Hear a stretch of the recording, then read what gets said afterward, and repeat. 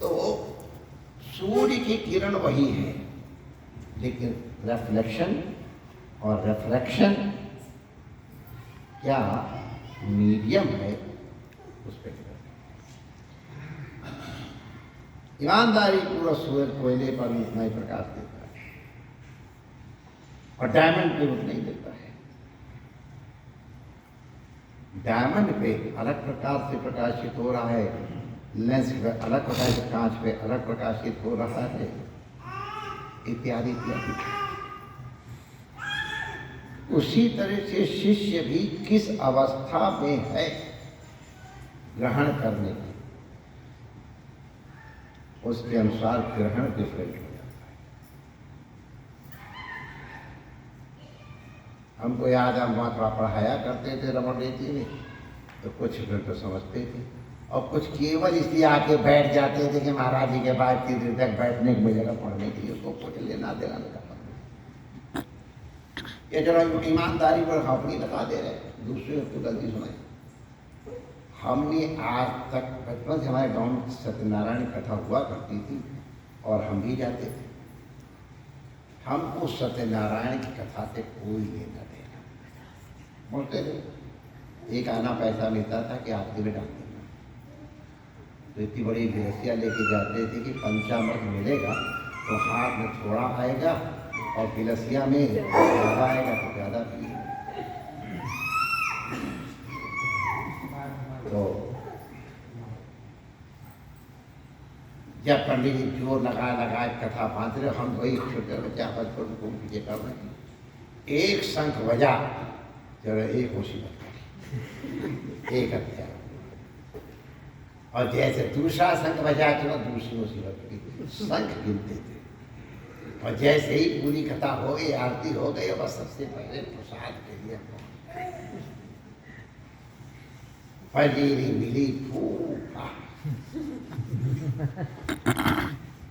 तो हम केवल प्रसाद के लिए सत्यनारायण की कथा में जाते थे, कोई श्रद्धा नहीं, कोई श्रवण नहीं, लेकिन बेमन के भी गए तो हमको कथा तो सबकी सब याद है, लकड़हारे की और वो सब याद।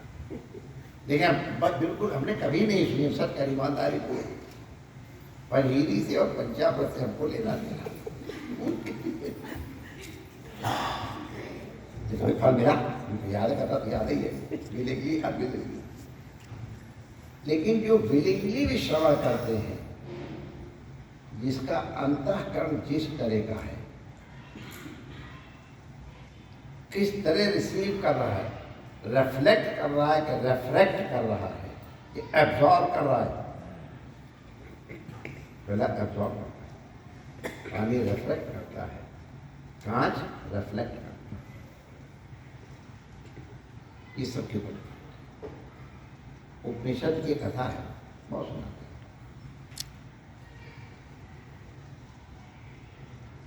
देवता, दानव और मानव, ये तीनों प्रजापति ब्रह्मा के पास गए। ब्रह्मा तो सबके ही बाबा, हम सबके, मनु से मानो तो भी बाबा। तो सबके गुरु, दादा के पास सब जाके पूछ सकते हैं दादा कैसे, दादा कैसे। तो मनुष्य और राक्षस यासुर और देवता, ये तीनों गए। अब ये देवता, दानव और मानव, ये टेंडेंसीज माने, और हमारी बिरादरी वाले हैं सब जाने तो फजीरे के लिए आए हैं, हम भी यही करते थे, इसलिए शौकीन।